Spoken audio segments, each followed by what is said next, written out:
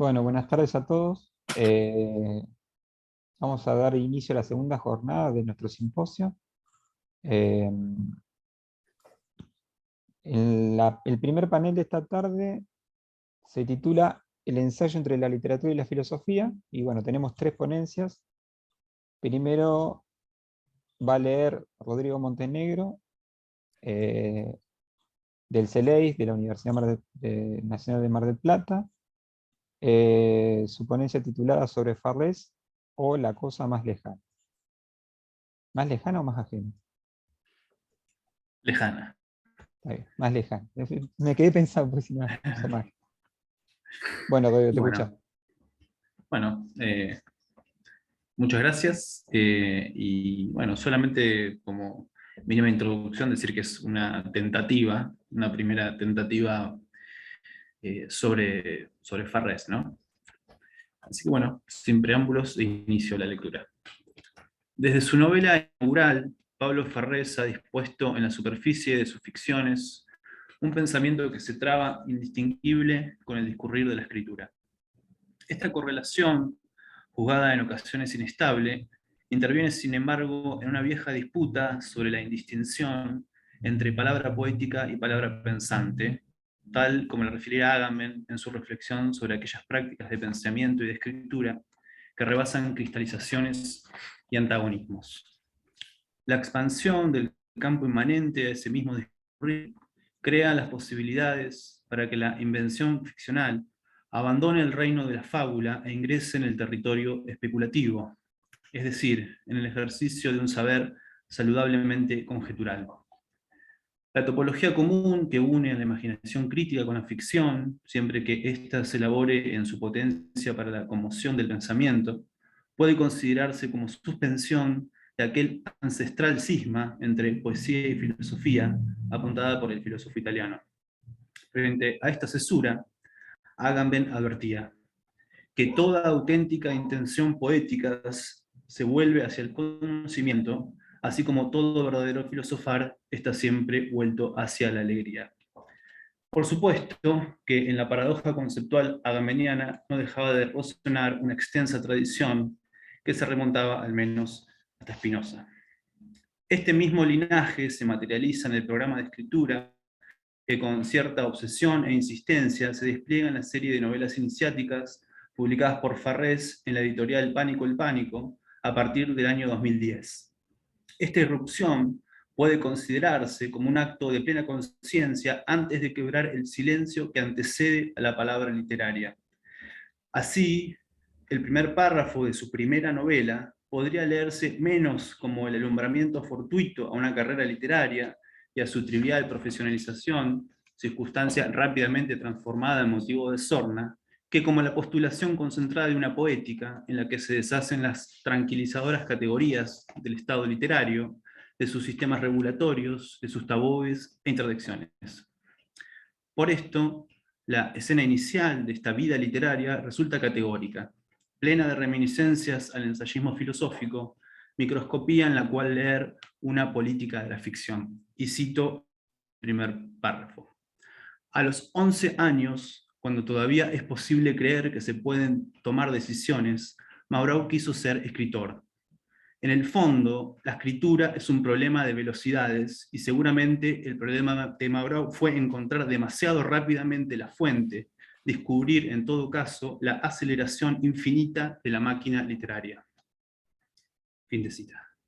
Más allá de cierta imantación del léxico deleuziano, quizás lo inaudito de este inicio sea advertir que aún al filo de la segunda mitad del siglo XXI, la enigmática identidad de quien decide entregarse a la escritura se formule con una radicalidad tan prístina como violenta.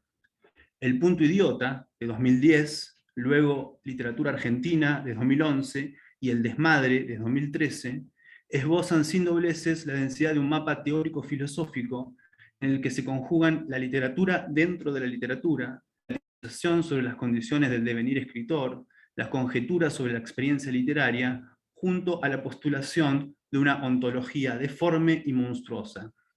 Este inicio oficia como un condensado anticipo de las derivas que conducen sus textos, ya sea al desfondar dispositivos e identidades que hacen o prefiguran lo literario, o en la profanación de una doxa política sacralizada. La escritura de Farrés actúa en la desmesura de una palabra que no reconoce limitaciones o jerarquías, en la cual puede reconocerse su franca condición acéfala. Estas novelas iniciales se inscribirían en una larga tradición que hace del problema conceptual sobre los límites de lo literario y el fragmento en un método para indagar su funcionamiento maquínico, tal como lo nombra en su escritura. A través de esta obstinación puede rastrearse un saqueo profanador de la memoria literaria, transformada ahora en materia para el pensamiento ficcional. Porque lo que Farrés realiza en estos textos, a riesgo, es un ensayo sobre el quehacer literario y sobre la literatura argentina fraguado desde la propia literatura. Sin embargo, a diferencia de otros artificios similares, Farrés no entroniza lo literario desde un juicio a priori, como arte o ejercicio de inteligencia, sino que esboza las condiciones para postular su dispersión, tal vez su supresión, en el tiempo, en las voces, más allá de las identidades que componen un campo, o en un sentido menos burocrático, una tradición. Esta conexión de la propia escritura con una premeditada selección de precursores, tal como se elabora en literatura argentina, es a todas luces una estrategia de reconocible prosapia borgiana. Solo que en esta ocasión la proliferación desmesurada de alusiones, referencias o copias barroquiza la elegancia del procedimiento. Entonces, ya no se trata de una meditada lectura del canon occidental realizada con cierta irreverencia desde la periferia de la modernidad, sino de un saqueo desclasado tanto de la tradición vernácula como de las teorías telquelianas.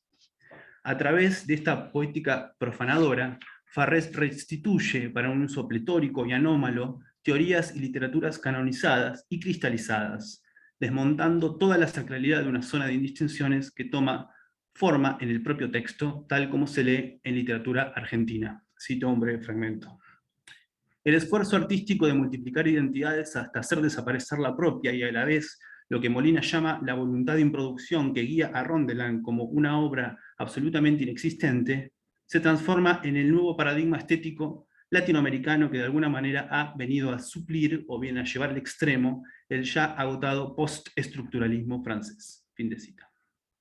Resulta evidente que la irónica recuperación del Kel se realiza en un contexto dislocado, cuando su potencia revolucionaria se muestra al menos relativizada, si no derrotada, tanto en sus capacidades políticas como teóricas.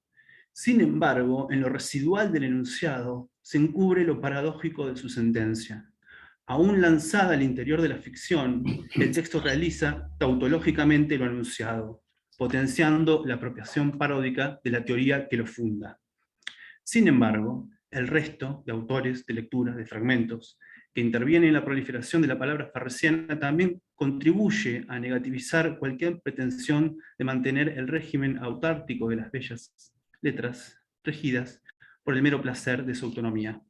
El resto de lo real que habita en los textos deshace entonces el aura de sacralidad de lo literario. Si es admisible reconocer cierto linaje lamborghiniano en los textos de Farrés, ahora el uso de memoria de ese archivo se exacerba y enloquece hasta producir una máquina que procesa simultáneamente textos y cuerpos, donde la escritura se ejecuta como ficcionalización de la crítica, realizando una poética que ya no puede, en la cual ya no quedan fronteras por cruzar, interioridades por vaciar, exterioridades que recorrer. La letra farresiana no solo es vil y blasfematoria, sino omnívora en un sentido radical.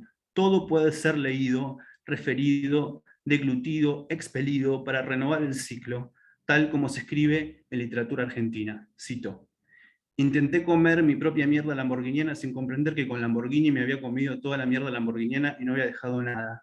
Eso es lo más difícil, volverse incomible. Fin de cita.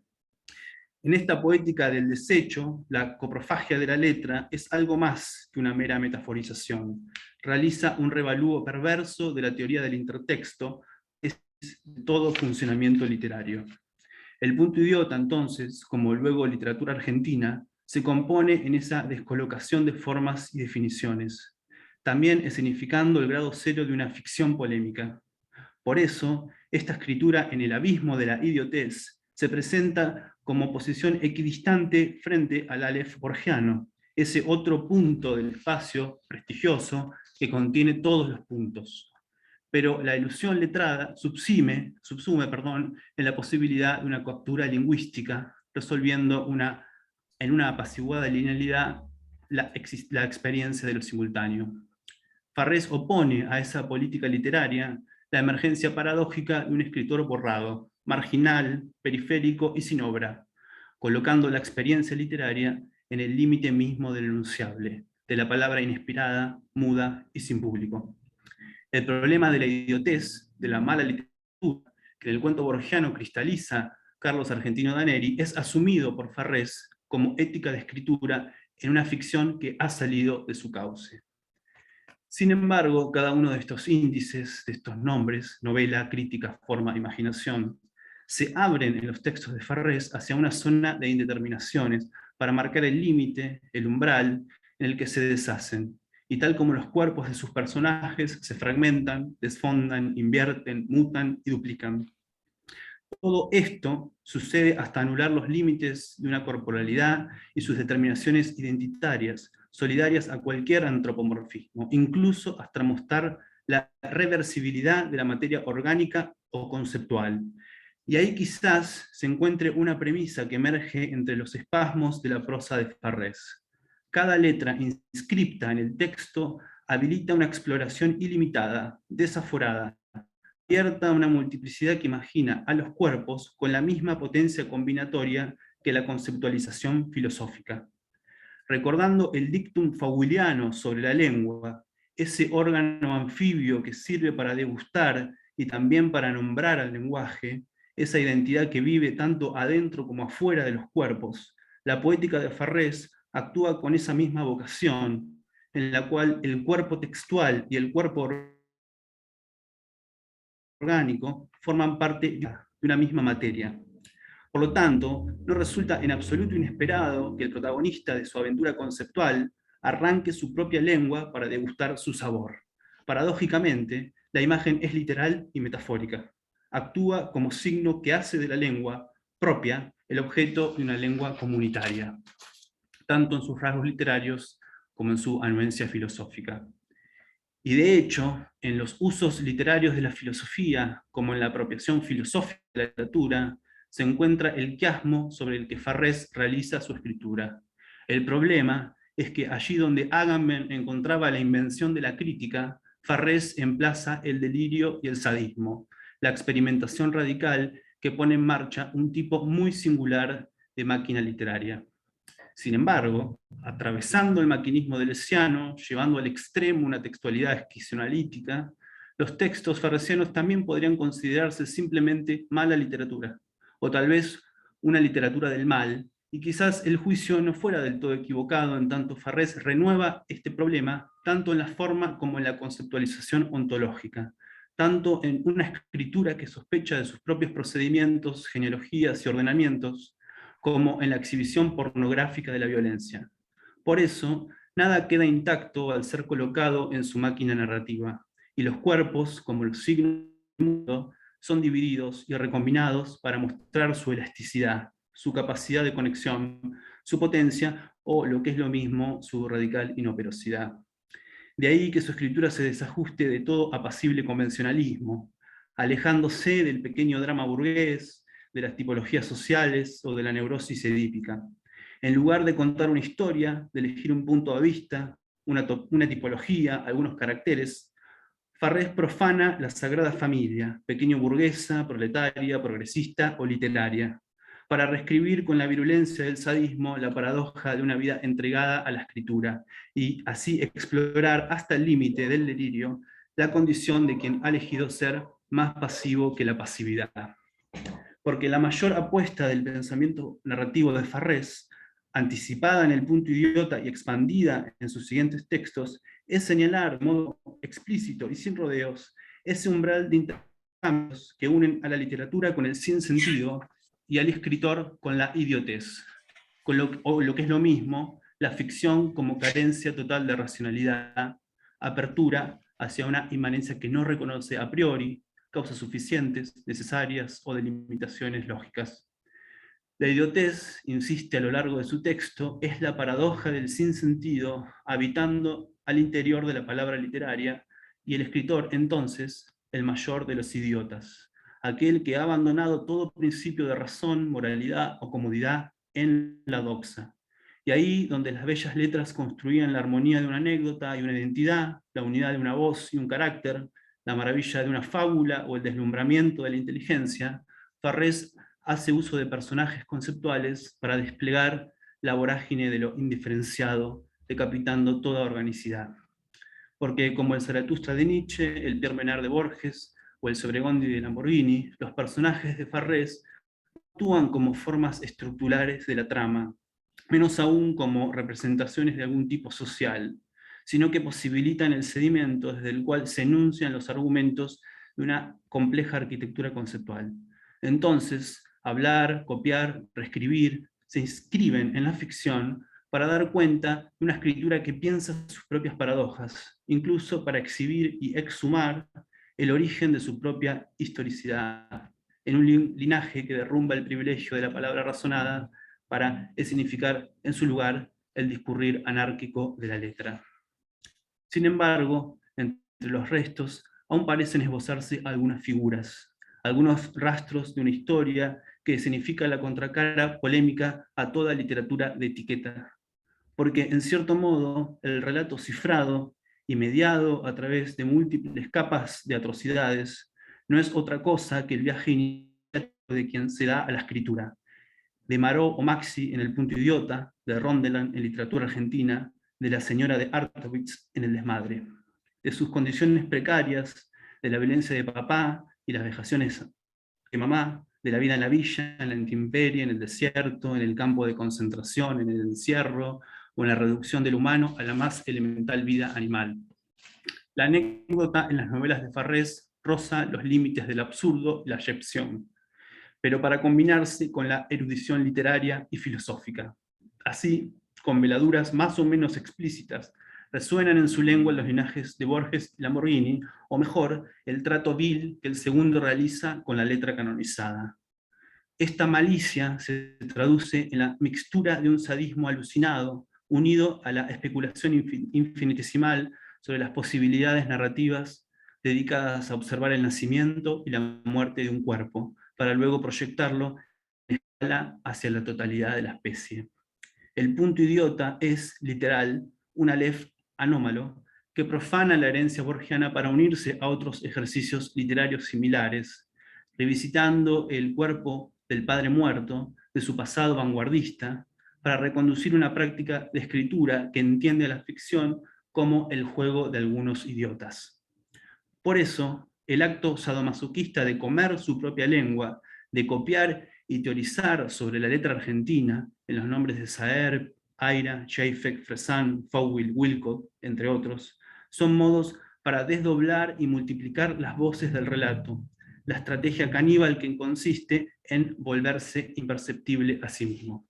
Y para terminar, quizás este tríptico ponga de manifiesto la paradoja de una escritura que hace de su desplazamiento y descolocación una poética, de la repetición y la diferencia una poética blasfematoria, hasta componer un sistema y un procedimiento. Esto es, la creación de una distancia, en apariencia infinita, que se aleja de toda captura moral o vocación de actualidad, proyectándose en el espacio virtual, en el tiempo anacrónico de la letra, hasta repetir la iconoclasia del experimentalismo vanguardista. Gracias. Bueno, gracias, Rodrigo.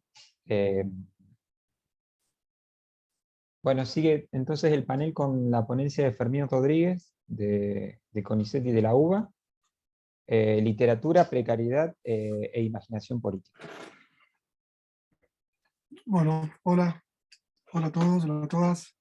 Gracias, Rafael, gracias, Alberto, por el esfuerzo de armar el panel y, bueno, convocarnos a todos. Ayer Germán, antes de empezar, decía, en la captatio benevolentia, ¿no? Decías, Germán, que entre el punto final de la ponencia y la lectura en ese interín, digamos, ¿no? Te hundías un poco en la inseguridad del texto. Bueno, a mí me pasó con un libro, ¿no? O me pasa con un libro que voy a adelantarles en parte, ¿no? Pero con ese marco que también armó ayer Germán, que me sirve un poco para instalarme, ¿no? Entre las dudas y la inseguridad de el que hice, ¿no? Sin ninguna pretensión de sistematicidad y a manera de prólogo, quisiera proponerles, a través de la literatura, una cartografía de una serie de transformaciones de los regímenes de poder y de sentido que desde fines del siglo XX vienen alterando de manera imperceptible los modos de producción de realidad y de subjetividad. No es una historia, porque la historia supone un proyecto, un mandato, un movimiento progresivo de sentido hacia cierta meta, y lo que comenzó en América Latina por los años de la postdictadura es un proceso abierto que junta cuerpos, acontecimientos y percepciones sin cerrarse sobre un sentido último. La vida, puesto que de eso se trata, va sin plan, fluyendo en una sucesión continua de acontecimientos sin conexión causal ni implicación lógica alguna. Como para los personajes de la novela de Foucault, vivir es vivir afuera de la esfera de la causalidad de los grandes relatos, decantando hacia lo inacabado y lo no formado de un proceso en constante mutación. No busco en el campo que quiero mapear un sentido que confiera una inteligibilidad a lo que sucede, no hay ninguna estructura antes del acto de entrar en un flujo de signos y acontecimientos creadores de formas nuevas. Lo que sí hay, lo que encuentro por todos lados, es una inmensa red de signos surgidos de la parte no escrita de la vida, moléculas de vida social que en sus vibraciones y resonancias retienen las intensidades de una época en las que ya se anunciaba como inminencia o latencia lo que iba a venir unos años más tarde. Las llamaré señales de vida, mensajes que la literatura en su modo menor no dejó de emitir a lo largo de los años 90 y 2000 a través de una serie de actos de escritura que, huyendo hacia adelante, interrumpieron el relato del crecimiento económico para transportarnos a través de la escucha, la imaginación y la escritura hacia otros tiempos y otros espacios cubiertos de escombros y desperdicios. A partir de ellos escribió un libro que está por salir y que se llama precisamente Señales de Vida. Le puse el subtítulo Literatura y Neoliberalismo, porque parto de la idea de que en esos años, los 90, los 2000, principios de los 2000, la literatura se colocó en la otra cara del progreso para mostrar en vivo y en directo la modernización neoliberal como catástrofe, como crisis y estado de excepción, como violencia de clase y empobrecimiento planificado de una mayoría de la población obligada a valerse por sí misma. Los espacios de la novela de los años 90 y 2000 se poblan de sujetos que viven esas transformaciones y leen desde la precarización, la flexibilización y el empobrecimiento lo que pasa en torno a ellos.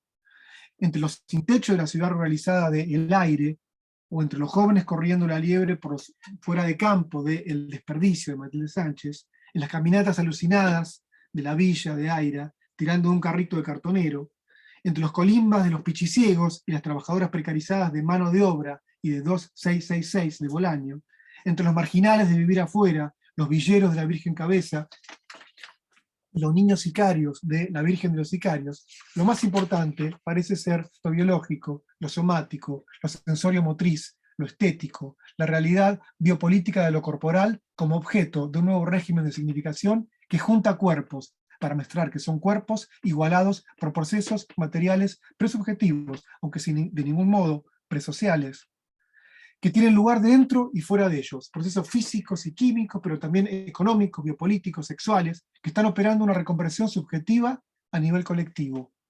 Son historias de cuerpos que se encuentran efectivamente en el mundo, sin hondura psicológica, activados por cadenas de reacciones sensoriales que en conflicto con las representaciones ponen de manifiesto la capacidad que tiene un cuerpo de abrirse paso por la esfera de la experiencia sensible para descifrar el mundo desde su condición de viviente.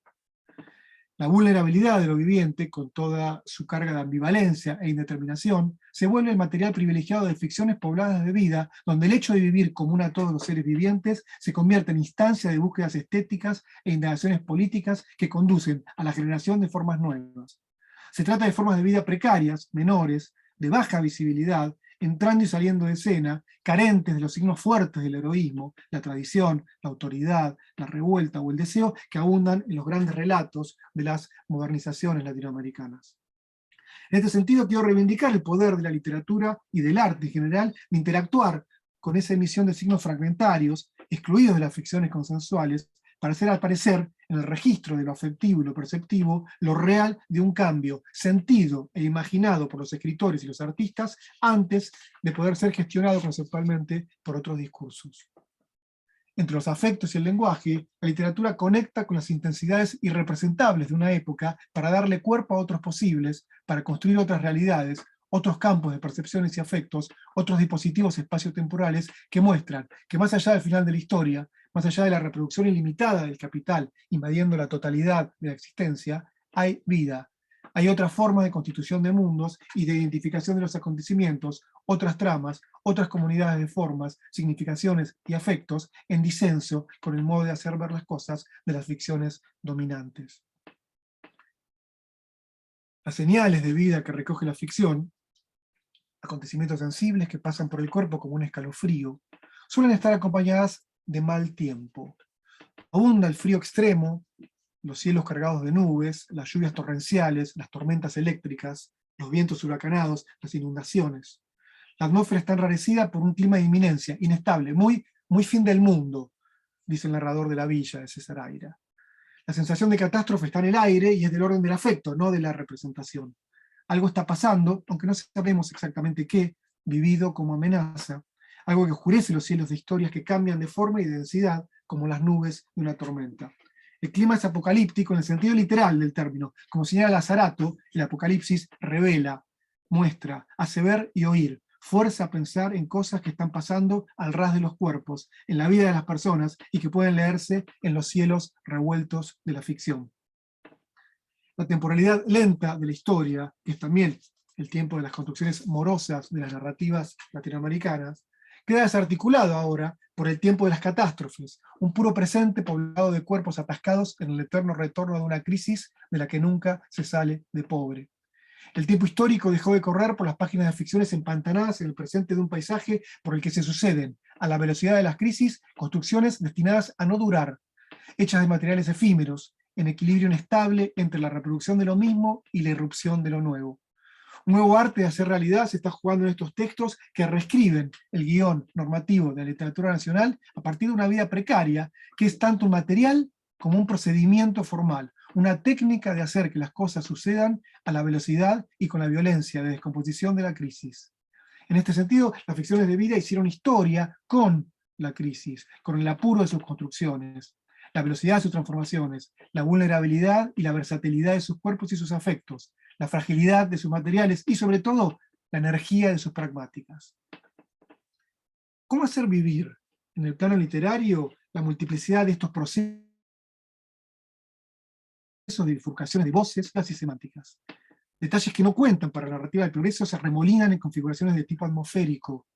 El tiempo como sucesión de acontecimientos materiales que actúa sobre los cuerpos y las cosas desplaza al tiempo de los encadenamientos históricos, de las acciones y los efectos. Sin embargo, entre un acontecimiento y otro algo puede pasar, un desmoronamiento o un derrumbe por el que afloran otras temporalidades. De ahí los pozos, agujeros, erupciones y fisuras que se abren en tantas páginas de estas novelas, reventando la corteza de la representación para hacer emerger, bajo la forma de fuerzas geológicas, otros tiempos y memorias que irrumpen en la novela de manera no causal. La cueva de los pichiciegos, las excavaciones de la introducción, la última novela de Fogwill, el geyser de El desperdicio, el chorro de la Virgen Cabeza, o los abismos a los que se asoman a mirar la ciudad los personajes de El aire y la Virgen de los Sicarios, son los puntos de fractura de un presente atravesado por tensiones superficiales que desestabilizan el suelo de sujetos que en cualquier momento se vienen abajo y caen en sus cuerpos. Especulando con la temporalidad del fin de la historia, las ficciones de señales de vida se hacen cargo, en vivo, de la percepción de una crisis que incluye la descomposición de los imaginarios civilizatorios y modernizadores que desde los años de formación de las culturas latinoamericanas definen lo que reconocemos y leemos como literaturas nacionales. Son ficciones generadoras de nuevos medios de expresión que cambiaron la manera colectiva de percibir los procesos políticos e introdujeron la micropolítica en todas partes, según un nuevo tipo de pragmática que apunta a lo sensible. La modernidad neoliberal se muestra como arcaica, productora de vida tomada y administrada por el poder selectivo y jerárquico de hacer vivir al desnudo, reduciendo la vida a sus funciones mínimas. El giro rústico que toman ficciones como El desperdicio, giro rústico es una cita de la novela de Matilde Sánchez, El desperdicio, el giro rústico que toman ficciones como El desperdicio inunda el campo de la representación de temporalidades ancestrales anteriores a la del progreso. Sin nostalgia originario, la literatura conecta lo más nuevo con lo más remoto. La modernización liberal produce degradación acumulativa y desorden, estados en agonía, neoarcaísmos, ciudades estratificadas, sin inclusión, recorridas por líneas de fractura por las que desaparecen multitudes de cuerpos caídos del mapa en espacios cargados de una vitalidad tensa y conflictiva. Como dice un personaje de La Villa, colocándose al final del relato del progreso, todo era cuestión de vivir y nada más. Todo era cuestión de bios contenido en esa categoría llamada biopoder. Sin embargo, deberíamos distinguir esa mera reproducción de lo viviente como sobredeterminación del biopoder de la movilización de la vida y de lo vivo que se expresa en estas novelas. Índice de poder, tanto como de conflicto, las señales de vida se arremolinan sobre cuerpos y territorios, los que no dejan de surgir nuevos mundos ficcionales, nuevas formas de territorialización, que son al mismo tiempo nuevas posibilidades de vida.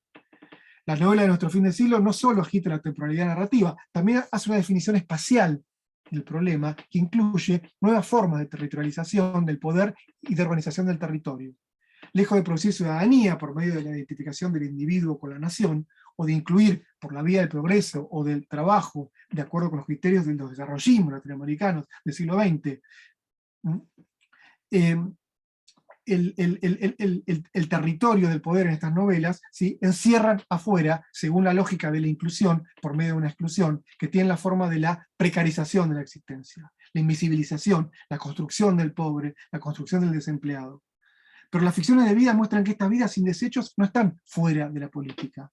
La imaginación del progreso, lo que inauguraba las culturas nacionales, era el pasaje de la naturaleza a la cultura. El giro rústico de la biopolítica, en cambio, transforma lo histórico y lo político en biológico, traduciendo antagonismos de clase, de género y de raza en diferencias naturales, arbitrarias y provisorias, entre personas y no personas, ciudadanía y población. Las ficciones de vida, estas separaciones se revierten, mostrando la politización de lo viviente. Ya voy terminando. Pero para lograrlo, deberá cambiar de forma, la ficción deberá cambiar de forma y mutar, desviar la herencia, crear fines divergentes, interactuar con otros géneros, luchar por sobrevivir, como luchan las especies para no extinguirse. Recelosa de la perfección formal, las ficciones de vida, recelosas de la ficción formal, perdón, las ficciones de vida, hicieron de la precariedad de la existencia el impulso fundamental de una escritura que encontró en la huida de la forma la especificidad de su política. A través de los textos de Aira, Fogwill, Sánchez, Cheifek, el Tit, vemos todo lo que existe desde la perspectiva de la fragilidad, la vulnerabilidad, la catástrofe inminente, el derrumbe, no menos que desde la imprevisibilidad y la multiplicación de las voces y las formas. La crisis es la nueva normalidad, lo cual no significa estabilidad, sino una inestabilidad constitutiva, instauradora de tramas precarias, derivadas de un cambio en el orden del sentido. La literatura desestabiliza sus formas para hacer de la precariedad tanto el material como el procedimiento narrativo de una novela que, para sobrevivir al carácter fundamentalmente destructivo del progreso económico, como dice Boris Groys acerca del arte contemporáneo, ¿sí?, una ficción, decía, que no quiere hacer cosas mejores, sino peores. ¿Cómo cartografiar entonces el territorio de una mutación? Las líneas que hacen evolucionar la trama de un texto de Aira, de Fogwill, de Sánchez, de Cheifek, son rizomáticas y se bifurcan permanentemente. La licuación de los límites, la descomposición de la forma, la expansión del azar como condición alrededor de la cual se despliega el devenir de las historias, genera escrituras aleatorias y veloces, alejadas de las estructuras narrativas férreas. Como dice el personaje del desperdicio, se producen sorprendentes combinaciones de materiales de una precariedad temporal extrema, juxtaposiciones asombrosas que en la lógica inestable del ensamblaje contingente no dan tiempo de cristalizar en una estética para entregarse al olvido con una facilidad que conmueve. Improvisación económica y narrativa se cruzan para hacer que las cosas sucedan a la velocidad de la crisis y reconfigurar la distribución de lo posible y lo imposible. Sin tiempo de cristalizar en una forma autónoma, las ficciones de vida quieren salir de la obra como artificio de las décadas previas para instalarse de un salto entre las multiplicidades de lo viviente y perderse en la baja visibilidad de la vida cotidiana. No hacen historia y a fuerza de precariedad sobreviven en la catástrofe para contar lo que pasó y anticipar lo que vino después, que es nuestro presente. El régimen de sentido desde el que hoy leemos, donde se mezclan con los discursos de la no ficción, los géneros inespecíficos, el carácter expandido de la literatura del presente. Pero eso, bueno, es otro mapa. Gracias. Gracias, Fermín. Bueno, me toca a mí. Voy a leer un trabajo que se titula Antitratado de ontología deforme, Farlés o Lamborghini. La narrativa de Pablo Farlés viene proponiendo, desde su primera novela hasta la última, modos de interrogación singulares acerca del estatuto de lo ahumano.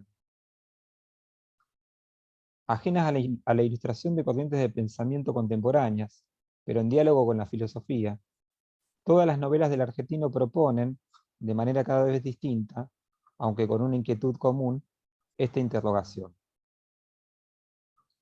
La obra de Farlés se escribe en la estela de Osvaldo Lamborghini, pero también de otros escritores muy diferentes, como Philip K. Dick.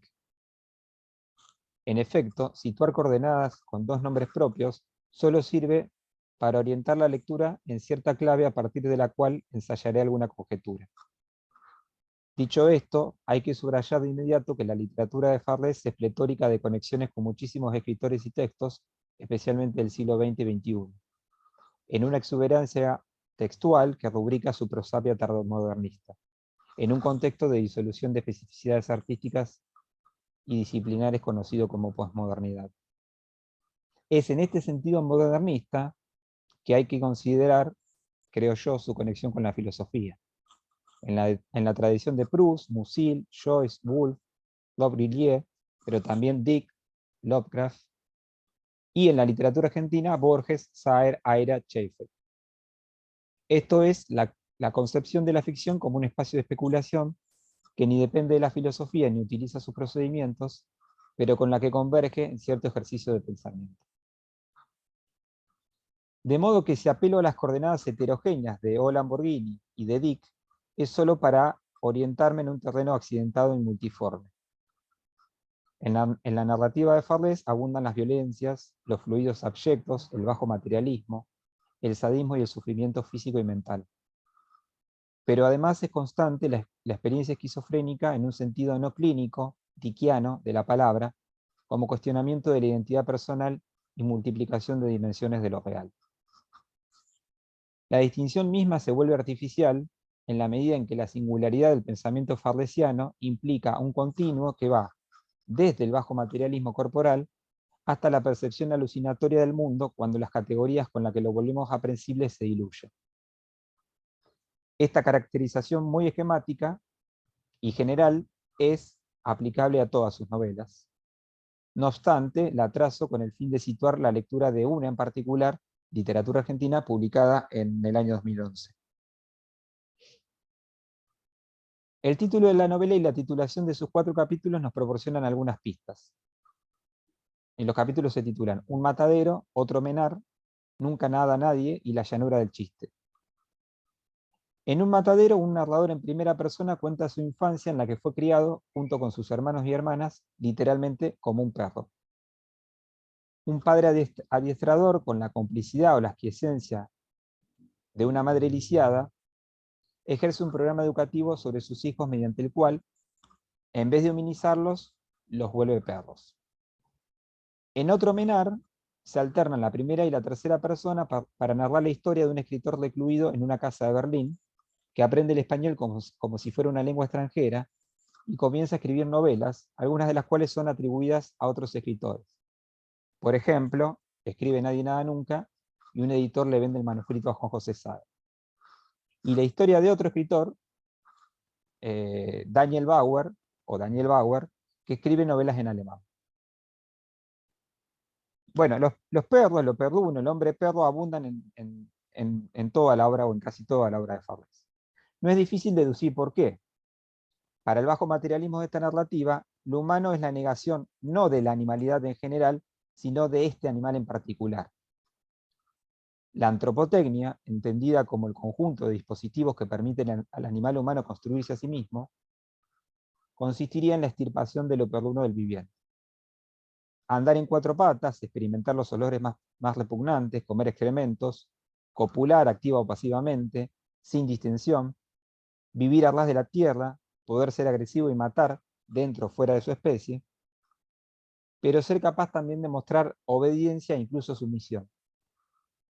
Cada una de estas experiencias y su conjunto, en la medida en que se le niegan al viviente, lo acercan a la humanidad. Desde luego, estas experiencias que implican la materialidad abyecta no son privativas del Can. No obstante, para el imaginario humano, se asocian con el perro en la medida en que es un animal doméstico que pertenece a la casa y posee un dueño humano. El perro conserva, en el espacio soberano del Homo sapiens, lo abyecto que disimula el viviente humano para erigirse sobre los otros animales. El hombre experimenta ante el perro una vergüenza sin parangón debido a esta cercanía en el seno de la distancia específica. Es como si Farlés reemplazara el famoso gato de Derrida y en vez del gato pusiera el perro. El perro puede hacer aquello repugnante que no obstante al humano atrae como lo prohibido. Asimismo, el perro es el paradigma de la domesticación. Es el animal en el que se ejerce la disciplina. Más todavía, y me parece que esto es algo que le interesa mucho a Farlés, el perro es el animal que parece sentir alegría con el sometimiento, ¿no? Eso es como algo irritante y atractivo del perro. Siente alegría con el sometimiento. De modo correlativo, conserva siempre un quantum de salvajismo que puede desatarse en cualquier momento, especialmente cuando se comporta gregariamente como jauría. Mi conjetura es que hay una continuidad entre el problema del materialismo abyecto y la multiplicación esquizofrénica que conlleva el problema de la indeterminación del yo, o mejor dicho, porque no creo que sea un problema del yo ya a esta altura, el problema de la individuación. Esta continuidad está ya esbozada por el mismo primer capítulo en el sinuoso pensamiento del narrador niño-perro respecto de la obra de su padre, suerte de experimento contra-antropotécnico.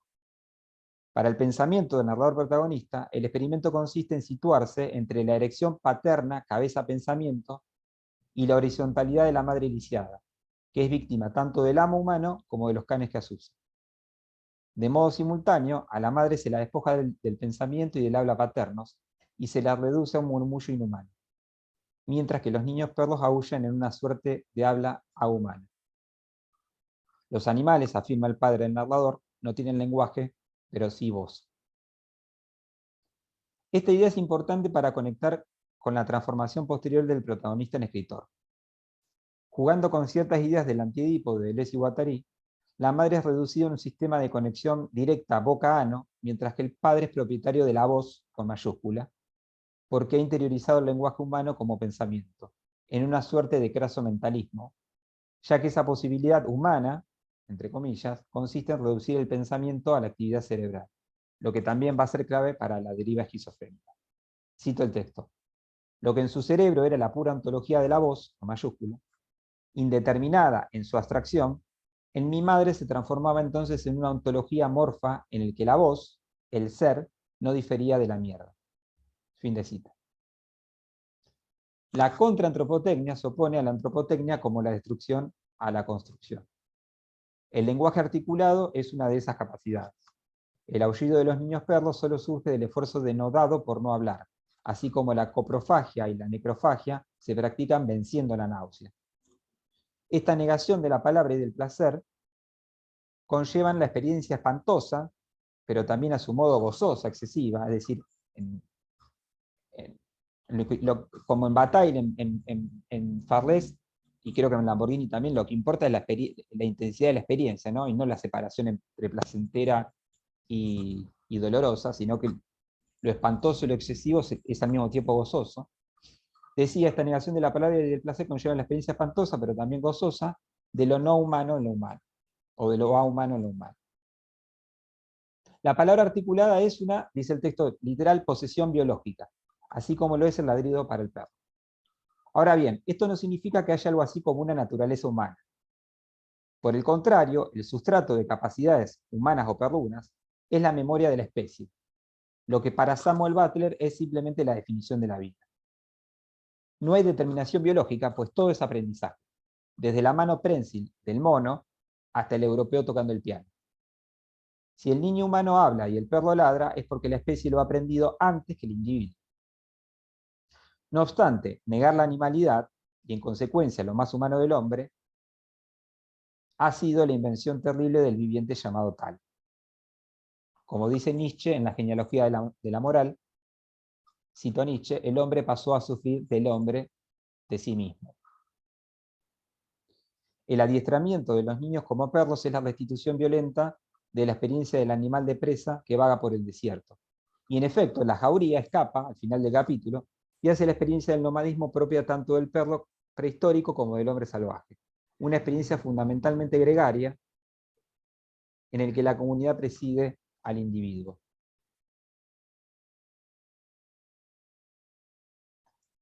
Para que el individuo que después se convierte en escritor se separe de la jauría, es necesaria la vida nómade por el campo argentino o desierto nietzscheano, la experiencia del límite de la condición canina, pues el pueblo de niños perros confronta su sí mismo con perros sin traza de humanidad y con niños humanos. Y el retorno al hogar abandonado y destruido en donde el padre lo castiga cruelmente por la falta.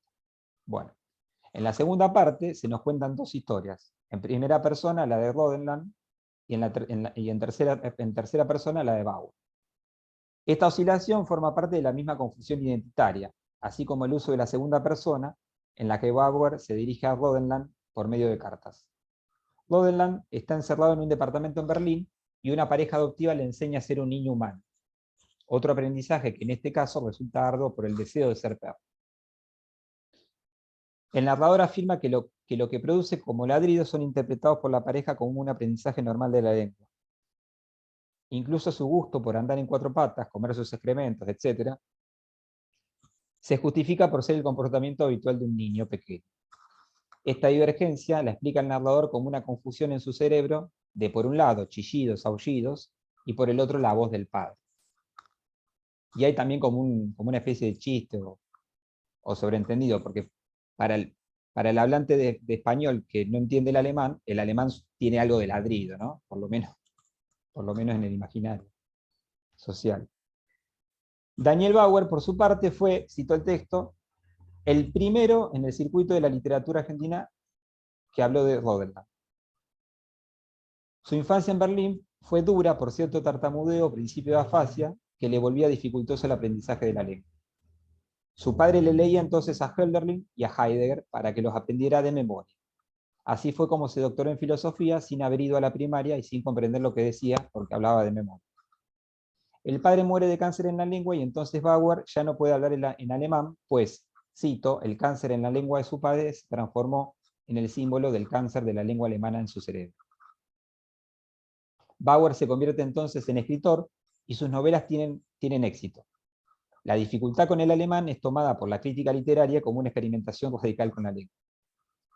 Bauer encuentra entre sus papeles un texto que al principio no puede leer, Memorias de un niño perro, se titula, firmado por un tal Rodenland, y aprende el español traduciendo. Las dos historias funcionan entonces como posibilidad de traducción entre una y otra, sin necesidad de establecer una verdadera u original. O bien Rodenland y Bauer tienen vidas parecidas, o bien son dos personalidades del mismo individuo. El mismo Bauer duda de que las cartas que escribe a Rodenland no se las escriba a sí mismo. Lo interesante es que las dos posibilidades dejan intacto el carácter literal de la vida perruna. Niño esquizofrénico, criado por un padre adiestrador para extirparle su humanidad, la experiencia de la vida como perro es innegable. Sin convencerse de la versión de la esquizofrenia, Rodenland vuelve a la Argentina por pedido de su padre moribundo, pero no llega a tiempo. En esta versión, contada por el padre, la de la esquizofrenia, Bauer es un psiquiatra que primero trata a su hijo en Argentina y después se lo lleva a Alemania. Rodenland se queda en la casa y alucina con su padre y con el aullido de los perros. Buscando la jauría, encuentra un grupo de perros atados en el parque y los libera pensando que son sus hermanos. De repente comprende que esos canes, sin traza de humanidad, comprende que esos son canes sin traza de humanidad, y que en realidad él fue el único niño perro. De vuelta en la casa, arrepentido por haber sido injusto con su padre, hace un espeluznante descubrimiento. Decenas de carpetas con nombre y apellido en las que el padre anotaba las estadísticas de sus niños perros y niñas perlas, al parecer efectivamente criados para ser vendidos. ¿Son entonces las dos versiones verdaderas? Lodenland creció en un campo de concentración de perros niños y él se volvió un niño perro por condiciones sociales o por brote esquizofrénico. Bauer y Lodenland son dos personas y la novela podría ser una alucinante reescritura de El Inmortal de Borges. A la versión esquizofrénica que hace de un individuo dos individuos, el relato de Borges y la novela de Farrés oponen la composición de un individuo a partir de la experiencia de dos. Pues si la vida es la de la especie, la individuación se le subordina y dos individuos ya constituyen una especie. El aprendizaje del escritor es el ejercicio mnemotécnico del acto físico y mental de aprender la propia lengua como si fuera extranjera, así como el del niño perro era el ejercicio físico de comer sus excrementos, andar en cuatro patas, etc. La infancia del individuo es, analógicamente, la infancia de la humanidad, su prehistoria. En el evolucionismo farresiano, el hombre desciende del perro. Ahora bien, la conservación de esa animalidad no se aloja en el cuerpo, en la sexualidad o en los instintos. Es el cerebro humano el que guarda lo que en otra novela, Las Pasiones Alegres, Farrés llama la memoria del desierto. No solo la infancia del individuo, sino la prehistoria de la especie humana. La esquizofrenia es entonces la perspectiva de una problematización del principio de individuación. Lodenland, Bauer, perro niño, individuo especie. Experiencias heterogéneas que hacen ese uno individual. La novela niega que exista una individuación en sentido sustancial. Es reduccionista separar lo que pertenece a la realidad de lo que pertenece a la fantasía. Más bien hay mundos que se abren y en los que la subjetividad hace agencia. La jauría en la que Lodenland hace agencia perruna. La literatura argentina en la que hace agencia humana y agencia escritura. La familia argentina en la que hace agencia niño-perro. La familia alemana en la que hace agencia niño. La indiferenciación niño-perro, Lodenland-Bauer, individuo-especie, permite el paso de un mundo a otro, de una agencia a otra. No hay ninguna historia original como no hay ningún texto original. La literatura es cuestión de especies, de agencias, de devenires, de pasajes. Es un multiverso. La conexión explícita con el lamborghiniano título de la cuarta parte, La llanura del chiste, es la alusión al Astor Hotel, de donde el narrador Jauría parece no salir nunca, o no percibir que sale. El último capítulo es el más corto, es una especie de conversación entre el escritor y unos entrevistadores, admiradores, poetas del futuro. El texto de Lamborghini es Las hijas de Hegel, de la que además se reescribe el epígrafe. Cito a Lamborghini. Está vacío el cuarto de hotel hasta que yo entro. Luego, si entro, yo estoy. Está lleno el cuarto de hotel. Sí, como dice César Aira, esta novelita de Lamborghini es una curiosa Aufgebung en proceso, literal Aira, curiosa Aufgebung en proceso. Hay que subrayar esa especie de irrisión de Hegel del relato de Lamborghini, lo que nos lleva de nuevo a la antología de forma del primer capítulo. En efecto, la primera de las tres partes de Las hijas de Hegel se titula Pura mierda, putas cochinadas, respondiendo a la plenitud del ser hegeliana con la que comienza la doctrina del ser de la lógica de la ciencia, ¿no? Cito a Hegel, ser, puro ser, sin ninguna otra determinación. Al final de la tercera parte, Lodenland se vuelve perro por tercera vez en la novela.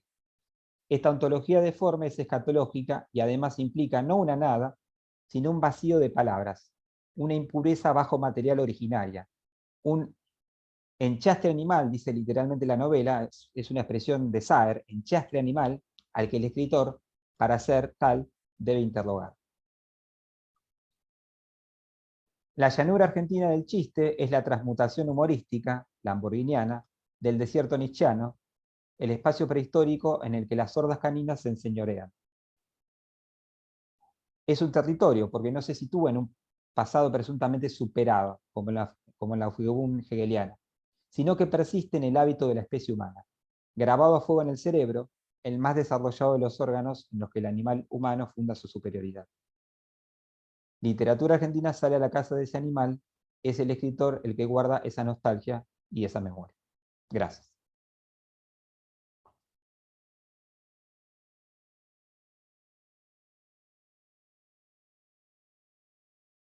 Ah, me olvidaba que era el coordinador también. Bueno, damos, damos paso a los comentarios, preguntas.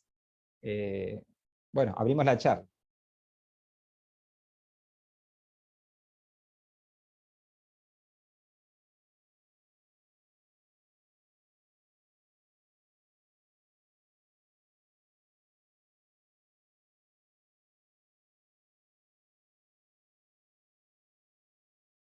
Bueno, rompo el hielo.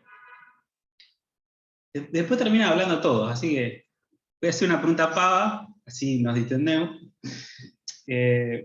Hola Fermín, bueno, te seguí con mucha atención y dos preguntas. Si en este libro que un poco anticipaste, te detenés en algo que no pudiste hacerlo acá por la instancia, cuando hablas del tiempo de las catástrofes.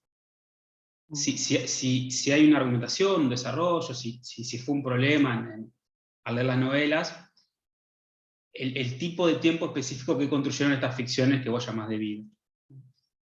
Y la segunda pregunta, de qué modo, es una pregunta bibliográfica, de qué modo tu trabajo, lo que estás haciendo, dialoga con lo que está haciendo Mariana Catalín,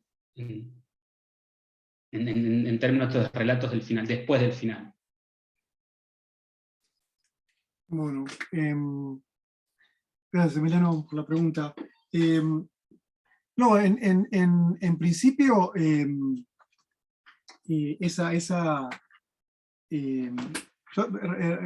hace unos años escribí sobre el siglo XIX y me había enganchado mucho con una tensión que había entre escribiendo sobre viajeros naturalistas, entre Humboldt y Darwin, ¿no?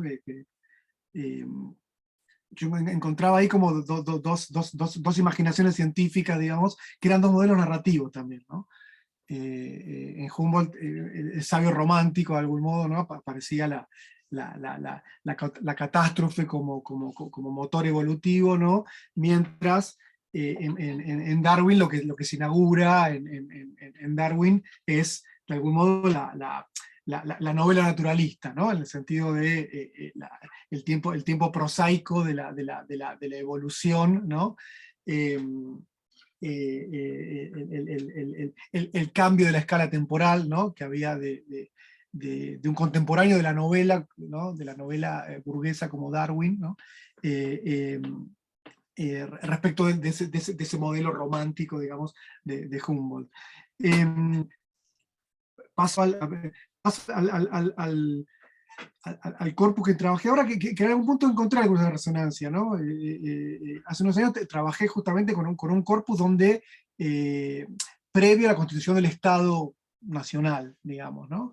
Era una serie de escrituras, ¿sí? que convergían de algún modo en el Estado Nacional, ¿no? Pero que de algún modo lo tipaban, lo preparaban, ¿no? Le daban forma, aparecían modelos alternativos, ¿no? A lo que se constituye finalmente como nación, ¿no? En todo caso era todo un mapa de lo que, de aquello que termina la constitución del Estado-Nación, ¿no? Ese momento previo, preestatal, digamos, ¿no? A la constitución del Estado-Nación. Lo que me encuentro a finales de nuestro fin de siglo, ¿no? Es una imaginación, digamos, territorial que vuelve en algún momento, ¿no? En algún sentido, a ese espacio, ¿no? Pero en otra clave es, a ver, ¿qué queda cuando el Estado-Nación terminó? ¿No? Al menos como hipótesis de una serie de ficciones, ¿no? Si en el otro corpus me encontraba justamente lo que todavía el Estado Nacional como horizonte de algún modo, ¿no? Acá lo que me encuentro es una narrativa, reaparece una especie de Estado sin referencias a las coordenadas nacionales, ¿no? Pero sobre la hipótesis de que el Estado Nacional no es lo que todavía no llegó, sino lo que dejó de existir, al menos como hipótesis y referencia, ¿no? En ese sentido, lo que encuentro en estas ficciones, primero, las catástrofes vienen de las ficciones, ¿no? Digo, vienen del corpus, en algún punto fue lo que fui enhebrando, ¿no? Lo que fui trabajando en una serie de textos, ¿sí? Quiero decir, no fue una categoría previa, ¿sí? Con la que me acerco a los textos, sino que es algo que iba surgiendo de algún modo, ¿no? Iba surgiendo cuando estos textos comenzaban a funcionar, ¿sí? O desde el trabajo mío de lector y de lectura ensayística, digamos, ponía en relación, ¿no? Y ahí me encontraba entonces con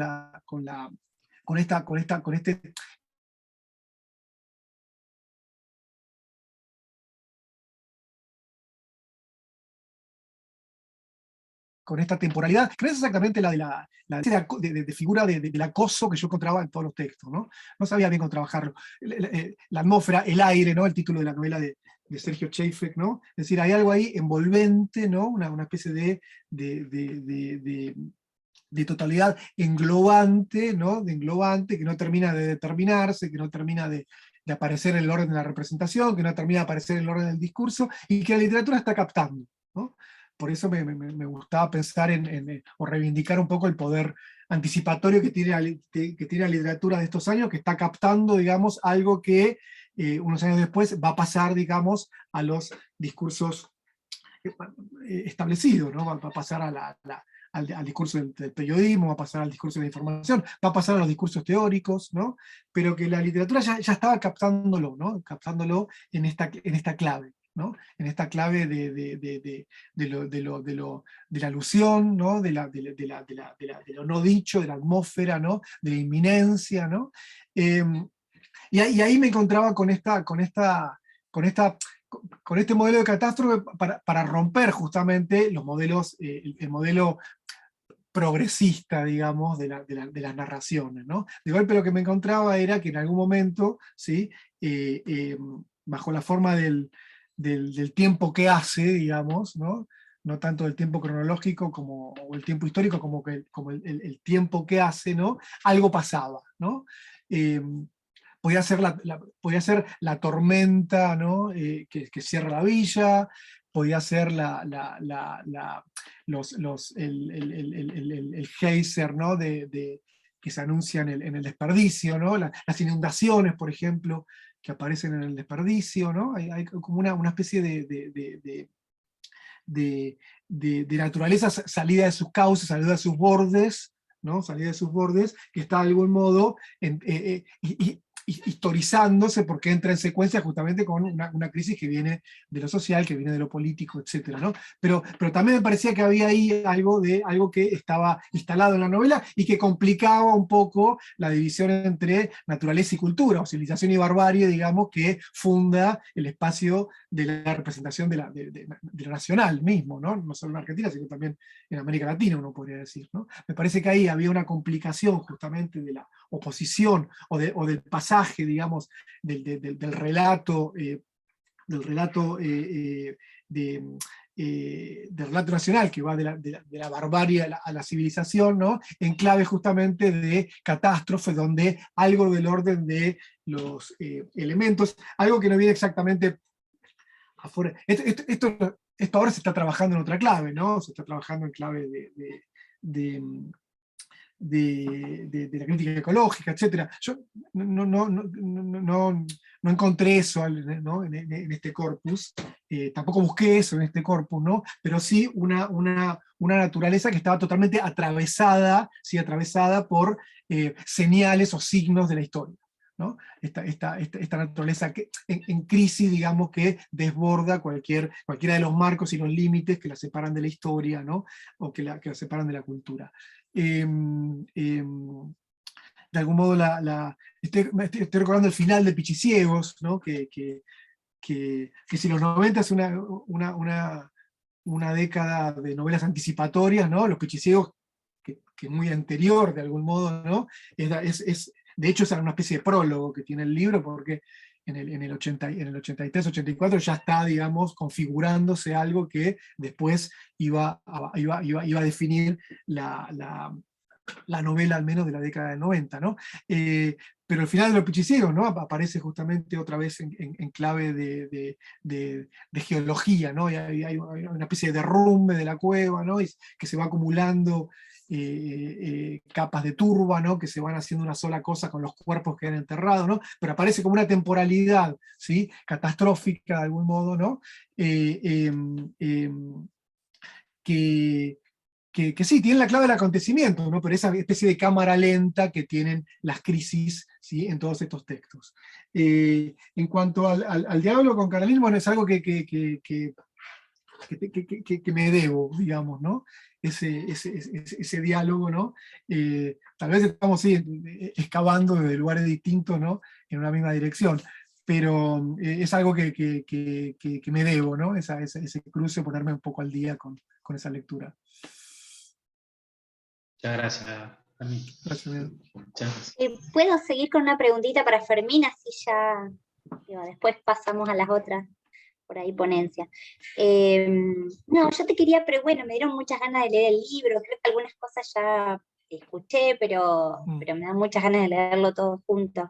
Yo te quería preguntar, porque vos al final de la introducción hablabas un poco de cómo, digamos, esto se aparece formal, todos estos problemas que tienen que ver con la relación entre vida y precariedad aparecen formalmente, digamos, en los procedimientos que los escritores ponen en marcha, ¿no? Y hablaste de tramas precarias, veloces, de la improvisación narrativa. Lo que quería preguntar era como si podías desarrollar un poquito más ese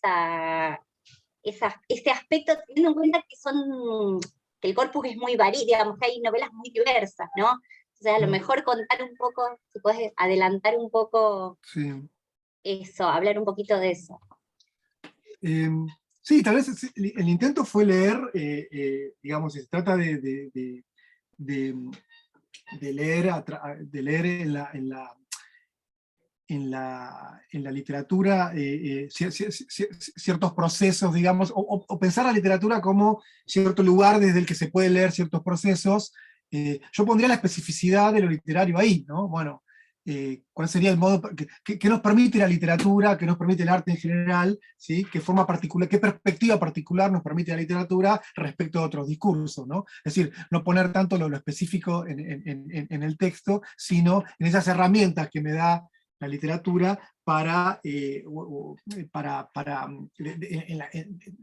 como perspectiva, como lugar desde el que miro el mundo, digamos, ¿no? Para intervenir sobre otros campos, ¿no? Me parece que ahí lo que podría sostener yo como autonomía estaría puesto ahí, justamente, ¿no? Acá hay una operatividad, acá hay un modo de funcionar que permite leer, ¿sí? Permite leer lo político, lo social, de cierta manera o a partir de cierta especificidad. Esa especificidad lo buscaba quizás al nivel de los procedimientos, ¿no? Me parece que la precariedad, por ejemplo, no era tanto un tema, ¿no? O no me interesaba tanto como tema, ¿no? Sino como operación de escritura, ¿no? Generadora, digamos, de perspectiva, generadoras de modo de ver, ¿no? Un tipo de procedimiento que muestra, que hace ver, ¿no? Desde cierto lugar. Básicamente, entonces, el repertorio fue ese, ¿no? Tratar de captar, digamos, en lo formal, no entendido como cierre, ¿no? Sino entendido como, bueno, como procedimiento, como puesta a punto de procedimientos, ¿sí? Cierta capacidad de resonancia dentro de la palabra pública o dentro de la esfera social, ¿no? En ese punto me parece entonces que lo que me parecía interesante era que estas tramas, leídas sobre todo, ¿no? En relación a la lógica del artificio, ¿no? que dominaba no sé si la literatura anterior, ¿no? También estos procesos son paralelos, ¿no? Pero en vez de buscar justamente el artificio literario, ¿no? Encontraba acá justamente una especie de caja de herramientas, ¿no? De caja de herramientas para hacer algo con eso, que no pasaba exactamente por la renuncia a la forma, ¿no? Este artículo bellísimo de Groys, que en clave muy benjaminiana, ¿no? Habla de la vanguardia como aquello que busca hacer cosas peores y no mejores a partir de una hipótesis temporal, ¿no? Justamente es mostrar, digamos, la fragilidad de cualquier construcción eterna, ¿no? Lo que permite historizar a la vanguardia, dice Groys, ¿no? Acá yo encontraba algo de eso, ¿no? Encontraba en esta fragilidad, en esta precariedad formal, ¿no? No la renuncia a la forma, justamente, ¿no? Sino primero la multiplicación de las formas, ¿no? No veo tanto tramas deformes como tramas donde se está produciendo formas nuevas todo el tiempo, ¿no? Me parece que una cosa es la renuncia a la forma, otra cosa es pensar en la generación de una forma nueva, ¿sí? Me parece bueno, Aira eso lo leo en Aira, ¿no? El problema de cómo generar una forma, ¿no? No tanto la renuncia a la forma, sino el problema de la generación de una forma nueva, la producción de una forma nueva, o el procedimiento que me permite, ¿sí? Multiplicar nuevas formas, ¿no? En ese sentido, me parece que el azar, la contingencia, ¿no? la improvisación, etcétera, ¿no? Eran algo que no leía tanto en la renuncia, digamos, a la forma, o a la literatura como entendida como forma, ¿no? Sino justamente algo que en lo que yo me reconocía de la ponencia de Germán, ayer cuando hablaba de salir del concepto desde el concepto, ¿no?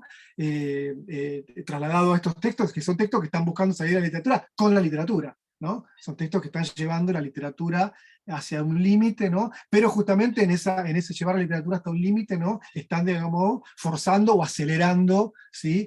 La posibilidad de multiplicar procedimientos, de multiplicar operaciones, ¿sí? Que tiene la literatura, ¿no? No negándola o superándola, digamos, ¿no? Era eso un poco, ese es un poco el plan, o el deseo al menos.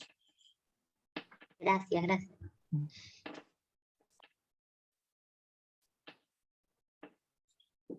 Yo quisiera hacer una pregunta. ¿Se escucha? Sí. Bueno, en principio una pregunta o comentario a Rodrigo y a Rafael, que las dos trabajaron sobre Farrés, y después también un breve comentario para Fermín. Los que le quería preguntar, yo no he leído tanto los primeros textos de Farrés, he leído más bien los que post literatura argentina, digamos, y lo que me parece a mí, lo que me dio la sensación, es que hay ciertos temas que, digamos, uno de los temas que yo veo como que obsesionan más a Farrés, al menos lo que me dio la sensación a mí, es la cuestión del tiempo y de la memoria, por un lado, y por otro lado, el problema de la identidad, porque pareciera ser, no sé si ustedes tienen la misma sensación, que los personajes de Farrés están como en una lucha constante por evitar dejar de ser. Es como que estuviesen amenazados constantemente por la desaparición, la disolución de su existencia, y hay como una lucha ontológica, diría yo, hay como un esfuerzo, como si las cosas fuesen perdiendo constantemente su razón de ser, su existencia, su propia existencia, y hubiese un esfuerzo de los personajes por mantenerse en la existencia, digamos, casi en una idea media de Spinoza, ¿no? De perseverar en el ser. Bueno, hay como si los personajes vivieran ese esfuerzo por perseverar en el ser, pero de una manera trágica, como una lucha que está de alguna manera perdida de antemano, ¿no?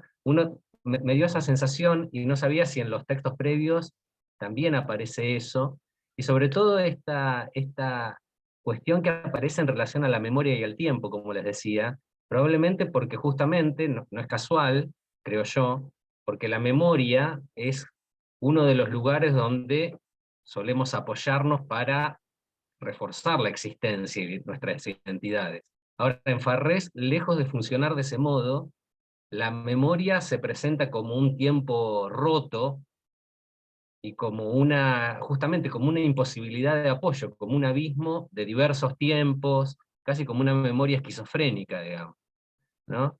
Entonces la pregunta era si ya en los primeros textos, por ahí Rodrigo mencionó el desmadre y demás, yo no los he leído, si ya aparecía esa preocupación, y después la otra gran preocupación es la preocupación por el lenguaje, ¿no? Por la palabra, por la lengua y por el habla incluso, hasta en un sentido antropogénico, ¿no? Como, bueno, cómo surge la lengua y su aspecto animal, bueno, hay esas cuestiones, digamos, que a mí me parecían como muy centrales en algunas novelas, ¿no? O el tema del olvido, por ejemplo, en este otro libro, que justamente es como si los seres lucharan por sustraerse al olvido. ¿Vos Por te si referís a la última novela, Germán, o en general? en general, Porque la última la última es justamente eso, es el libro El Buen la Olvido. última es puntualmente la cuestión del olvido, sí, pero también incluso en Las Pasiones Alegres, que no sé si es, o en literatura argentina también, digo, me parece que son como ciertos rasgos que aparecen en diferentes textos, ¿no? Como ciertas obsesiones, pero yo desconozco los anteriores, digamos. No sé Sí, si a esto mí, también es así. Y después, y la última cosita respecto a Fermín, y ya me silencio. Digo, no, me pareció muy interesante esto que presentabas, creo que está buenísimo el cruce que haces con la cuestión geológica, y que ya marca una línea de continuidad, me parece, de continuidad con los trabajos anteriores tuyos. Hay ahí un interés por analizar esta cuestión del poder, la geología, el territorio, me parece que eso que es muy interesante. Y me acordaba también de esto que decía Avi Warburg, de Nietzsche y de Burckhardt, que decían, bueno, son grandes sismógrafos, en el sentido que captaban esa suerte de temblores, tenían cierta sensibilidad desarrollada que captaban como los temblores o las vibraciones, casi en un sentido geológico también, ¿no? Y que las podían enunciar. Y me preguntaba si por ahí en tu trabajo la literatura no ocuparía ese lugar de sismografía, digamos, de que precisamente en la literatura emergiera allí estos temblores o esta suerte de movimientos sísmicos de una manera muy preeminente, digamos, que en otras formas de discursividad no. Eh, bueno, esos comentarios nada más. sí, a mí me faltan que por ahí Rodrigo, sí, justo aproveché el trabajo de Rodrigo para reponer la cita, a mí me faltan las dos primeras, el punto y del reglamento. El reglamento lo acabo de conseguir, me lo acaban de regalar y no lo leí todavía. Pero es interesante porque efectivamente aparece en el desmadre y el tema del problema de la memoria, como vos bien dijiste en las últimas dos novelas, es como central y mm, eh, constitutivo y, digamos, determinante para el... Porque además las últimas novelas de Farré son las más extensas, entonces también son como las más narrativas y al mismo tiempo tiene esa cosa de medio como insoportable, kafkiana, abrumadora, por la cual se leen con facilidad y al mismo tiempo no. Pero me parece interesante pensar, o sea, no lo tengo pensado, pero cómo en cada novela tiene una inflexión distinta, porque por ejemplo El Desmadre es la novela de Farré sobre la dictadura, o en todo caso es la revisión de la novela de la dictadura. Entonces pensar el problema de la memoria o del olvido en relación con esa cuestión es muy interesante lo que pasa en El Desmadre ahí, ¿no? Con esa cuestión. Y en Mi Pequeña Guerra Inútil, que sería la novela sobre las Malvinas, o la novela o la novela que revisa la novela de las Malvinas, bueno, el tema del olvido y la memoria, ahí, y el tema de la identidad tiene que ver porque el punto de vista, y eso también, si se quiere, es como lamborghiniano en el sentido del niño proletario, de asumir el punto de vista incorrecto, ¿no? El punto de vista es el del soldado inglés que viene a la guerra, bueno, y en ese sentido me parece también interesante cómo en Mi Pequeña Guerra Inútil se pone, el tema de la identidad se juega en un terreno, bueno, en un terreno colectivo que implica el problema de la nacionalidad, etcétera, etcétera, digamos, ¿no? No sé, Rodrigo, si vos...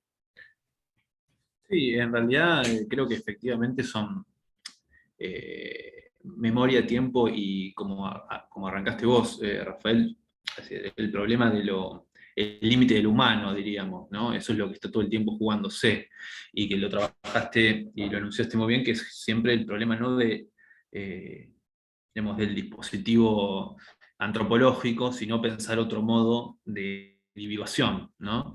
Y creo que me parece leer que en la escritura de Farrés digamos, es el soporte para para ejecutar la escritura, digamos. O sea, problematizar la idea bueno, por supuesto, la categoría misma de individuo o los principios de individuación, pero luego también cómo esos principios de individuación afectan a la propia escritura digamos, una idea de literatura, diríamos. Por ejemplo, la ambivalencia sobre los narradores, sobre la idea de personajes, naufragan todo el tiempo, porque justamente en esa experimentación que se ve en los textos, ese efecto, digamos, esquizoide que también refirió Rafael, aparece como un problema central, digamos. En el caso, totalmente de acuerdo, ¿no? En relación a la centralidad digamos, de la temática de la memoria en el desmadre, no solamente aparece temáticamente, sino que al interior del problema de la memoria aparece justamente la reflexión sobre la ontología, es decir, la reflexión sobre el ser, ¿no? Entonces, la misma secuencia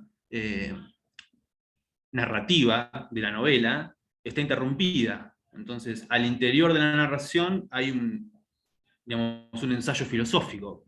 Entonces, o una suerte de, ¿no?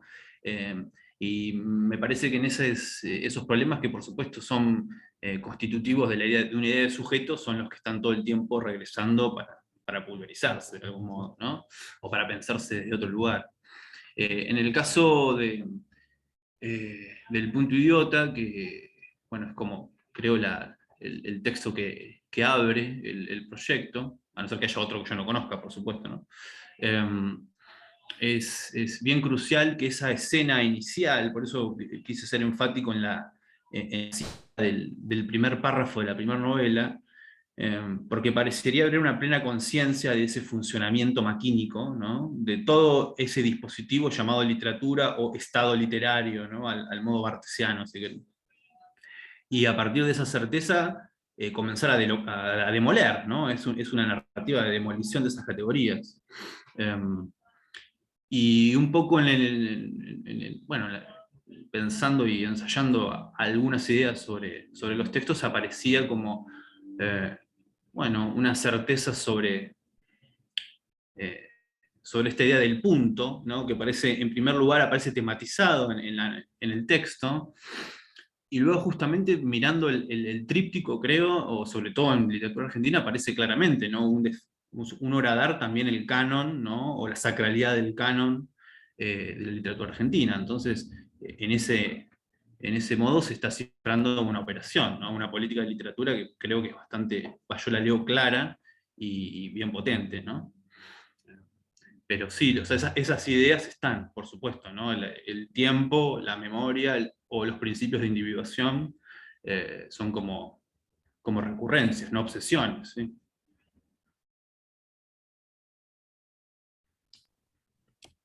Hola, ¿qué tal? Ah, ¿Puedo hacer perdón. una pregunta? Sí. Interrumpí, perdón.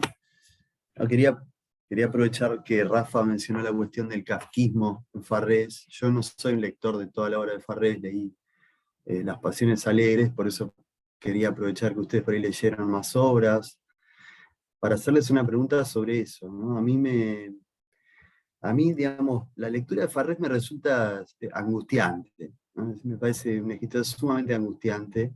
Entonces, me gustaría saber cómo piensan ese elemento, ¿no? Si la cuestión de lo aberrante o de lo patológico, pero en su costado más angustiante, si se quiere, edípico, ¿no? No sé qué peso ven que tiene eso en su obra, es decir, la relación entre esa deriva esquizofrénica o desindividuante que ustedes analizan muy bien, y si se quiere esa neurosis paranoica implícita en la idea de un poder total, ubicuo, ciego, ¿no? De orden kafkiano, que está presente para mí insistentemente, ¿no? En toda una retórica del encierro, a partir de esta idea de la condena, ¿no? La condena es una palabra que, que se repite en toda la novela, la idea de la circularidad, de un castigo, de una suerte de, sí, de castigo ontológico, que para mí es como filo existencialista. O sea, me da la impresión que Farrés tiene como un aparato teórico, ¿no?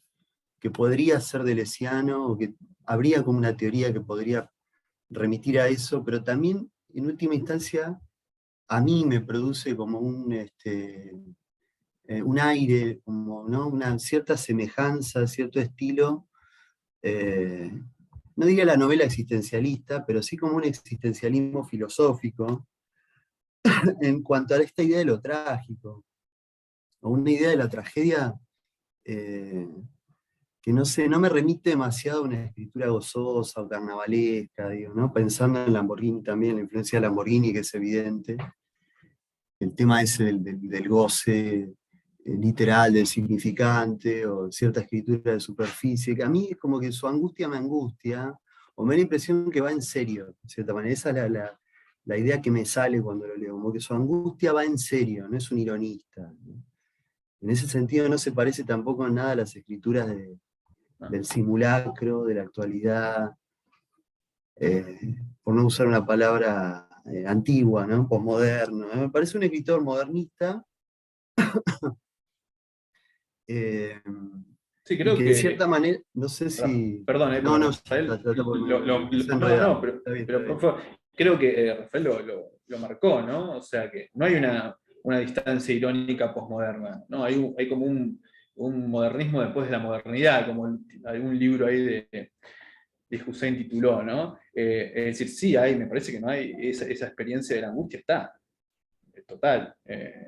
O sea, y me parece que en alguna medida eh, diríamos, el enloquecimiento de la escritura, como bien marcaste, Nicolás, no es carnavalesco, es como un problema en el cual lo ontológico se diluye. Entonces ahí es como una lectura muy seria de la filosofía deleuziana, diríamos, ¿no? Entonces ahí ese es un problema, creo, y es un desafío también de lectura, ¿no? Porque me parece que en algunos momentos y ya lo dejo a Rafa, en algunos momentos digamos, la referencia, por decirlo de algún modo, la imantación, mejor dicho, de la escritura con la maquinaria filosófica, que ahí está, pero al mismo tiempo se interrumpe digamos, por la cosa sádica, por decirlo de algún modo. Entonces, esos dos polos impiden de algún modo que uno sencillamente pase por el texto de un modo placentero e inocente, sino que generalmente despierta cierta incomodidad por ser amables, ¿no? Entonces ahí de vuelta, sí, es una literatura de intensidad, como lo refirió Rafael también. Sí, para mí es eh, a ver, por un lado, me parece que después de Aira, la obra de Fabé es como la última gran apuesta por algo que nos dicen que está agotado, ¿no? Teóricamente. Y justamente Aira ha dicho más de una vez, bueno, sí, pero parece que ya no podemos escribir sin ironía, sin humor, parece que no podemos escribir, ¿no? A lo mejor habría que volver a la seriedad, o dice algo así, ¿no? Me parece que justamente Farlés es como una especie de retorno a la seriedad de Saer, pero al mismo tiempo absorbiendo en esa cosa caníbal que tiene de comerse toda la literatura argentina y occidental, haber al mismo tiempo deglutido a su forma a Lamborghini y a Aira, ¿no? Que no casualmente aparecen nombrados también en literatura argentina. Eso por un lado, me parece una apuesta fuerte, arriesgada, y bueno, y que es muy interesante, que me parece que digamos, hay que ver hasta dónde lo puede sostener, pero es de una ambición realmente notable, digamos, de un escritor moderno, en el sentido más estricto de la palabra. Y por el otro lado, Sí, estoy de acuerdo, por eso yo hablé más bien de... Lo que pasa es que, bueno, uno también podría decir, como le dice Aira de Lamborghini, esa sintaxis exquisita que contiene esa materia procaz, ¿no? Y si bien, digamos, la escritura de Farré es distinta de la de Lamborghini, yo no diría que es una escritura ni una prosa poética, ni nada por el estilo, pero sí hay una... no sabría bien cómo decirlo, pero sí hay una dicción, creo que la palabra es de Chefe, que en vez de hablar de estilo, en algún momento Chefe dice, en vez de hablar de estilo, habría que hablar de dicción, una dicción, una voz que hace que, bueno, que la lectura, además de angustiante, que efectivamente es así, angustiante y sufriente, sea al mismo tiempo un poco adictiva, ¿no? Una prosa, un cierto estilo como exasperado, pero al mismo tiempo... bueno, esto lo discutimos con Martín Cohen en la presentación de Las Pasiones Alegres, ¿no? Que él decía, se va de mambo, y yo decía que no se iba de mambo, porque para mí estaba como controlado el tema, ¿no? Era como una divergencia que teníamos con Martín. Para mí no se va de mambo, o sea, se va de mambo el relato, el cuento, se va todo, y en ese sentido es un poco airiano, se va todo de mambo, pero a mí me parece que la escritura está muy controlada. En ese sentido hay digamos, un ejercicio de la sintaxis y de la frase por la cual me parece que uno puede disfrutar paradójicamente con ese disfrute bataliano de la lectura. Y por último, yo creo que lo dije en el principio de la ponencia, se nota mucho la lectura de filosofía también, y hay como un juego, hay veces donde efectivamente es como, yo mismo me pregunto por lo que afirmo, digo, no, bueno, pero acá no está ilustrando Deleuze y Guattari, no se vuelve ilustración, como una especie de, me hago la objeción, ¿no? Y, no, generalmente sale airioso, en el sentido en que no sé bien cómo lo hace, me parece que eso es lo interesante, no sabes cómo lo hace, pero efectivamente las Deleuze y Guattari, Hegel, Spinoza, bueno, Las Pasiones Alegres, ¿no? El título es spinociano, efectivamente se convierten, son como los textos literarios, digamos, también se degluten, se mastican, se procesan, y no quedan en pie, no quedan ilustrados. No sé cómo lo hace, realmente es muy interesante, digamos, pero y en ese sentido me parece que las novelas de Farré tratan de pensar, como decíamos ayer en la conversación que se dio al final de la jornada, bueno, hay algo que tiene que ver con el ejercicio del pensamiento, ¿no? Con la especulación, con una especulación que se suelta de la discursividad filosófica y que tiene que ver con la literatura, digamos. Si es que podemos seguir hablando de literatura.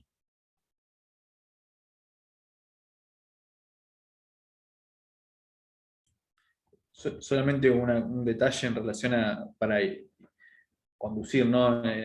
Hacia la intervención, hacia el texto que estás trabajando, Fermín, sobre la idea de formas de precaria. Creo que ahí en el punto idiota aparece de un modo brutal una escena de la precariedad, ¿no? Teniendo en cuenta que el texto es del 2010 y que de algún modo está como ahí solapándose, ¿no? Quizás, por ejemplo, vos nombraste a la Virgen Cabeza, entonces es una escena de precariedad, pero donde se está trabajando el lenguaje de un modo muy radicalmente diferente a esa tematización que aparece, por ejemplo, en la Virgen Cabeza. Es como la apuesta por la precariedad es una apuesta también por la potencia de una escritura que está casi rememorando el pasado vanguardista, ¿no? Y es contemporánea, digamos. Y en efecto es como esa escena del niño en el rancho mirando un punto fijo en la pared que resulta ser el momento iniciático de la palabra literaria, ¿no? No, notable la idea que la precariedad o la fragilidad puede ser una fuerza, ¿no?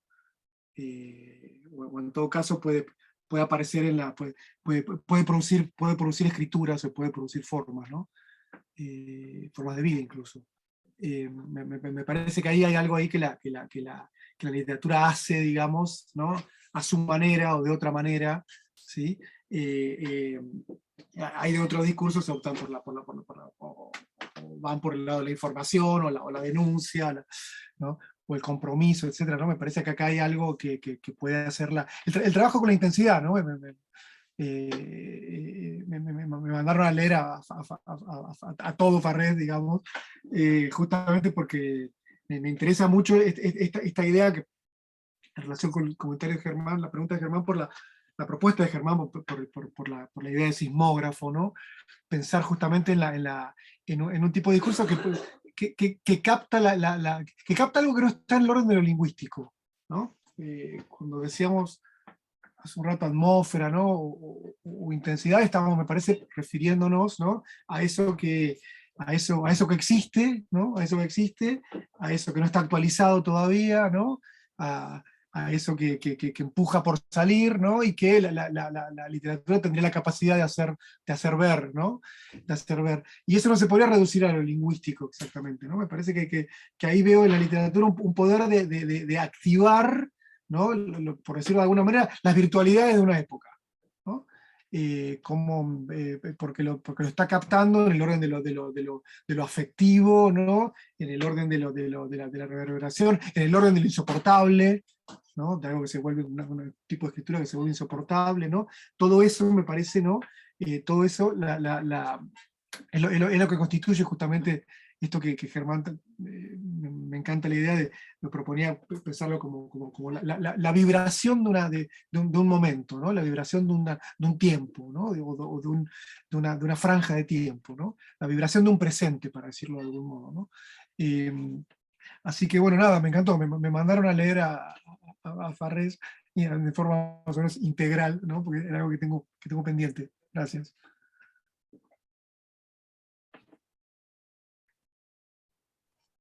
Bueno, gente, si les parece, podemos ir cerrando el panel, así como ayer tenemos ese ratito para descansar y volvemos para la mesa de las 4, que ya es la última mesa antes de la conferencia de cierre del simposio. Quedamos así, nos vemos en un ratito, a las 4 en punto. Gracias a Fermín y a Rodrigo. No, gracias a todos. Gracias a ustedes. Nos vemos en un ratito. Quédense conectados igual, saquen la cámara, no se vayan.